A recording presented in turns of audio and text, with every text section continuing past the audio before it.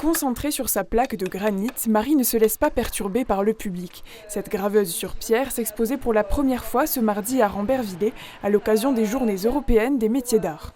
C'est un métier qui n'est pas uniquement destiné aux funéraires. Ça peut être aussi transformé en objet de décoration, enfin tout ce qui est œuvre d'art, etc. Il y a eu pas mal d'idées à proposer tout à l'heure. Et j'ai trouvé ça vraiment formidable en fait qu'on approprie la gravure sur pierre à autre chose. En plus, vraiment, on peut faire de l'ornementation décorative.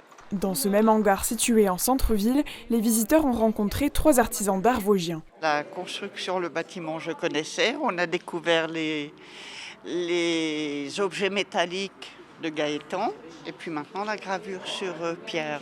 Les exposants se sont installés à quelques pas de la tour d'Anglemain.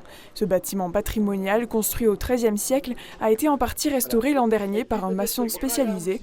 Le propriétaire ouvre ses portes au public toute la semaine. Bien qu'il paraisse ancien, est un mur complètement du XXIe siècle. Par contre, les techniques sont les techniques de l'époque médiévale. C'est un monument qui va porter notre signature. Il a 760 ans cette année, donc il va traverser le temps. Et toutes ces personnes qui ont travaillé dessus cèdent au futur, passent au futur une partie de leur vie, une partie de leur travail. Donc ce n'est qu'une démarche de création de la relation humaine.